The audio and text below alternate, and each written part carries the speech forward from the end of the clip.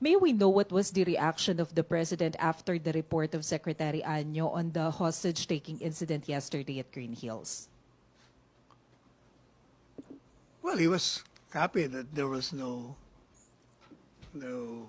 casualty except for one. There was only one. But so far, And sir, then he related what he did when he was mayor.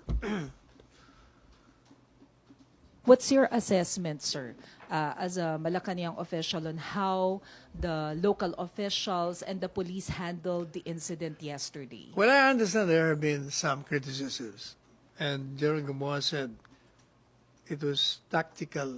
In other words, apparently the main concern is the safety of the 30 hostages. And since they survived and they're alive, I think we should welcome that. But do you think it's proper to give the hostage taker time to rant before the media and said this? I do not know what transpired between the negotiator and the hostage taker. That could be one of the terms that they agreed upon for his surrender. So in general, you're satisfied with how they... For as long as people are alive, we welcome it. Thank you, sir. May follow-up doon? Other issue? Chona? Sir, dun sa Pastillas scheme na discuss kagabi, nabanggit din po ba kay Presidente yung sinasangkot si dating Justice Secretary Aguirre? It was not mentioned there. Nothing was mentioned about him. Yung binabanggit, sir, ni Presidente na there's more or marami pang opisyal ang sisibakin. What was presented there was what they will do about it. How they will tackle, how there should be a separate room, and for the immigration officials to interview that the public can see. In other words, the immigration official be transparent in any kind of investigation or interview that they will be conducted in reference to those coming in and going out. In other words, there should be no secrecy in conversations between an immigration official and a passenger.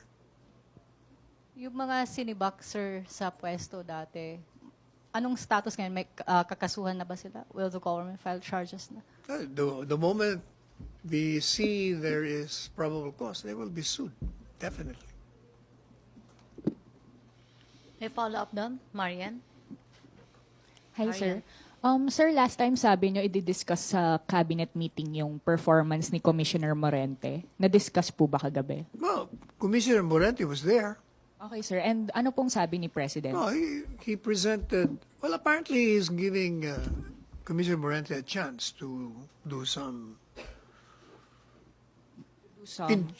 innovations in the Customs Department, or rather in the Immigration Department. Okay, sir. And then, sir, what did Commissioner Morente tell the President about the Pastillas bribery scheme? Nag-report din po ba siya kagabi? Well, he reported on what they intend to do about it. In other words, there are, they have, in fact, I think they're introducing an executive order, if I'm not mistaken, And is the President to address open? certain issues that have been raised. Okay, sir. And then what do they, yung EO na ito, sir, ano pong purpose and anong sabi po ni President Duterte? Will he issue But one? I think he's giving Commissioner Morente a chance A chance to... to do something about the problem in the immigration. Okay, and how long is the chance that the President is That giving? depends, siguro. Let's see. Okay, sir. Pero iniimbestigahan din po ba si Commissioner Morente? Walang sinabi, but the tone there is apparently he's not involved. So- Otherwise, kung involved yun, itinanggal na yan. So he is excluded from the investigation of the NBI. The president, as he already said in public, kilala niya and he believes in him. But sir, is he excluded from the investigation? Nobody, let me make it very clear there is nobody who is exempted from any investigation when there is a complaint of corruption. Regardless of who you are, if there is a complaint, you will be investigated. Okay, sir. Thank you. Okay, thank you, Arian. May follow-up? Other issue? Ace and then Jillian. Secretary, regarding the inclusion of nuclear in the energy mix, did the President approve the proposed EO, or did he agree with the Energy Secretary that there should be an EO including nuclear energy in the energy mix? If I am not mistaken, the proposed EO was approved. So it was approved. Did you discuss the possible revival of the Bataan nuclear power plant? No, or that was not touched. how about the building of new facilities, nuclear energy facilities? I don't remember that being discussed. So it's just the EO for now. Yes. Okay. Thank you, Secretary. May follow-up doon? Follow-up, Julie. Sir, what were the parameters po of the EO?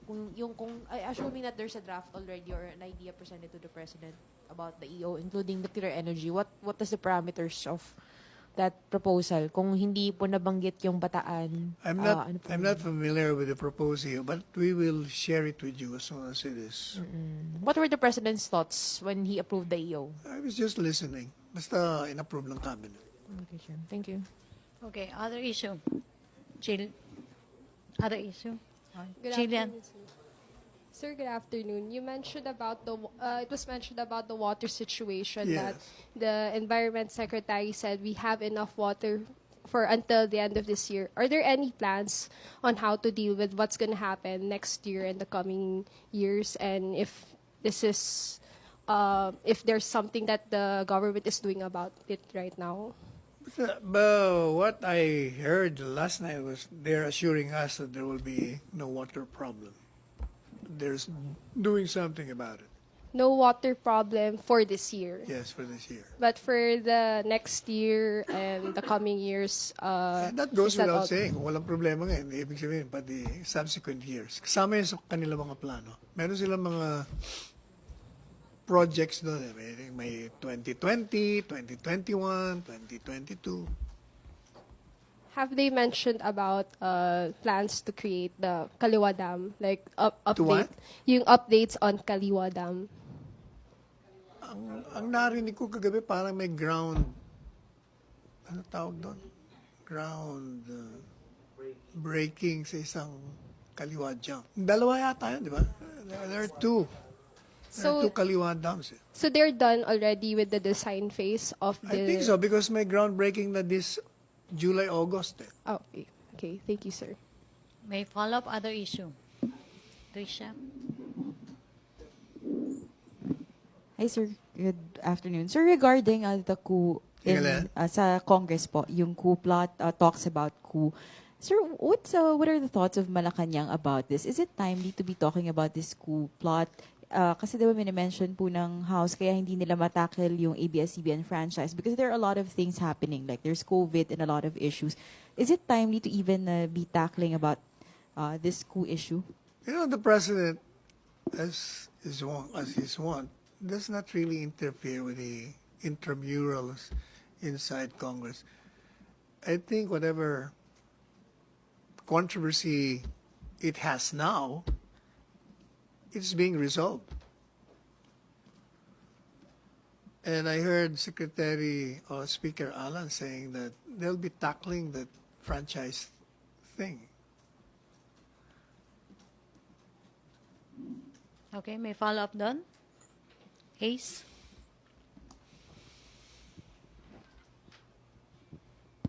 Secretary, although you somehow answered this already, any statement on the changes in the leadership in the House? Nagkaroon yata ng balasahan dun sa committees sa House.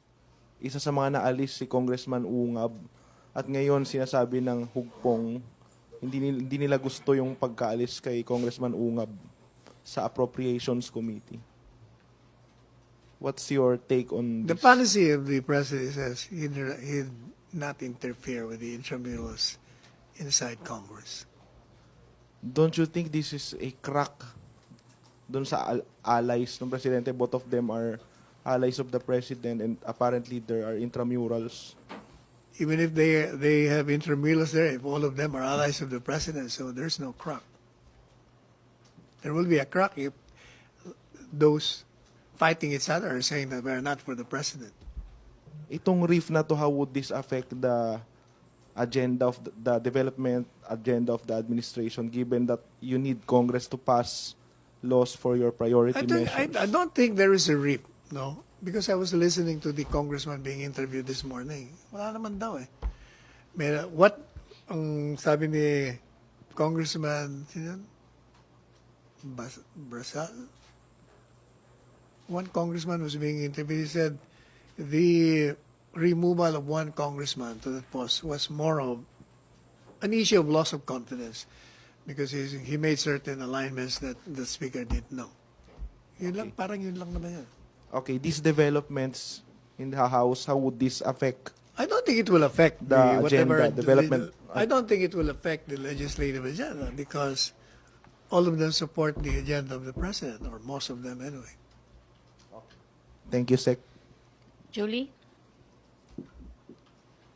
Sir, last night, House Speaker Alan Cayetano met with the NP, and according to With whom? to the Nationalista Party, and according to this story on Rappler, he allegedly said, we don't really need to talk. Ang message ko lang sa kanya, referring to Velasco, trabaho lang tayo. Wag magsiraan, wag tayo mag-intrigahan, at wag kang matatakot na hindi ka magiging speaker.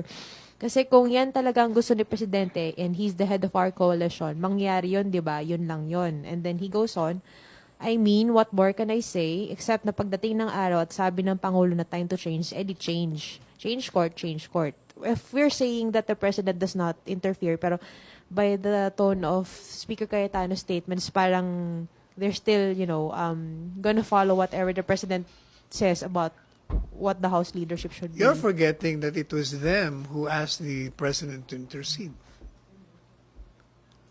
Sila naman ang humingi, di ba, at that time? Ayaw niya makialam. So they're just being consistent. Kung ano na pag-usapan nila, because to their minds, it will be offensive when you ask somebody to broker for you and settle things between you and the other side, and then tapos you will not honor it. O hindi parang binaliwala mo yung hiningan mo ng tulong. Kasi parang yung dating, sir, is may direct hand pa rin si Pangulo sa House leadership. Walang direct hand si Presidente dyan. Kita mo yung nagkaroon ng change of leadership. Wala siyang kaalam-alam. Nagpalit na pala ng leadership sa Speaker seat. Sir, if what happened last July happens again, that they seek the help of the President in resolving the issue. If what? If di ba nangyari last year, they sought the help of the President in resolving the leadership issue. If it happens again, na hingin nila ulit yung advice or intervention ng Presidente, will he do it? Will he again broker another term sharing deal? Unang-una, hindi natin alam kung gagawin nila yan. Pangalawa, hindi natin alam kung papayag si Presidente. Pero kasi may statement si Speaker Cayetano na he's telling Velasco na magiging House Speaker ka if the President says so. So, they're still gonna defer to whatever the Ibig President sabihin ni says. Speaker Alan, may pinag-usapan na tayo. Di ba? Humingi tayo ng tulong kay Presidente. Inayos na nga tayong dalawa. So, let's honor it. Parang ganun na sinasabi niya. Thank you, sir. Okay, questions, FPC? No more? Okay. Ian? Sec, good afternoon po. Good afternoon. Nabanggit po ni Secretary Dominguez at may report na ukol dito na sinabi daw ng Pangulo, may order ang Pangulo na imbestigahan yung influx ng dirty money sa Philippines. Yung nakakapasok po sa bansa natin. Yeah, palagi naman yun, I heard him say that. Iimbestigahan talaga yun. And Secretary Dominguez is the one investigating it. Sir, medyo malalaking pera ito, no? Yung mga nakakapasok, parang sort of money laundering na po ito. Exactly, kaya nga iimbestigahan. Yun ang report. Hindi natin alam kung totoo o hindi. That's why precisely magkakaroon ng probe. Sino po inatasan ng Pangulo doon? NBI din po ba mag-imbestiga doon? Usually, it's initially palagi yung Department of Finance unless the Secretary asks the other agency, police agency, to help in the investigation. Sir, sa ibang topic po, sinabi po ni Senate President Soto na regarding dun sa resolution ng Senate sa VFA, nakausap na raw nila ang Executive Department and amenable naman daw ang Executive Department doon sa resolution nila. Oo, anong ibig sabihin nun? Di po ba may sinabmit po sila dun sa na resolution papunta po sa Supreme Court? Nag-file sila sa Supreme Court? Bakit Supreme Court? Anong kaugnayan ng Supreme Court? Parang wala. Ha? Para daw, sir, they're going to the Supreme Court para daw ma-define at ma-categorize anong role ng Senate sa pag-a-abrogate ng mga treaties, executive agreements. Or then we will let the Supreme Court decide on that. Kasi right now, there are conflicting legal opinions on so-called legal experts. One saying that resolution would suffice, another one is saying it will not. So let's wait for the Supreme Court to resolve it. It's a legal issue, a constitutional issue of that. Sec, baka pwede po kayong mag-react dun sa SWS survey. Noong September 2019, plus 33 po yung approval rating ni Vice President Robredo, and yung last nilang nilabas for December 2019, naging plus 36 na po ito or mas mataas ng plus 3, no? Si Senator Soto from plus 61 to plus 62, si Speaker Cayetano tumaas din po. Ano pong reaksyon ng palasyo? O, ibig sabihin, ang pananaw ng mga natanungan, nakita nila na mag-i-improve yung performance ng mga taong yun. Good for them. Okay. Mag-last question na tayo kay Ace. Jeneline. Ace, and then Jeneline. Secretary, balikan ko yung nuclear. So, ibig sabihin, ano na po yung position ng Philippines with regard to the use of nuclear power for its energy needs? Meron na ba tayong position to formally adopt yung nuclear? Wala akong, I'll ask Secretary Cusi. Kasi may implications yun, di ba, Secretary? Merong certain bodies, they want to determine kung ano talaga yung stand ng Philippines regarding... so wala pa, Secretary? Hindi ko alam ang posisyon niya. But I'll ask him and then we'll issue a statement. Okay, salamat po. Yeah, follow up. Sir, follow up lang. Yung EO po ba is in Yung preparation? alin? Yung EO on nuclear energy, is this in preparation for the implementation ng agreement with Russia? I'm not familiar with that. Okay. Last two, Jeneline and then Vance. Sir, the President has appointed Dante Jimenez as the new ICAD co-chair. May we know the reason behind this appointment? I think Mr. Dante Jimenez will be having his press con after me. You can ask him. I think he knows the reason why. I don't know. The President didn't tell me, and we did not discuss it. Sir, but You ask him because he will be having his press con. You're all invited. Sir, what are the palace expectations from the new ICAD co-chair? Do you think he will do a better job than the Vice President? I'm sure Mr. Dante Jimenez can respond to that. No, from the palace, sir, your expectations Well, from because the... I haven't talked to the President regarding the new appointment. Okay, I last question. understand he'll be having his press con at 2 p.m. Okay. Last question, Vance. Microphone, Jeneline.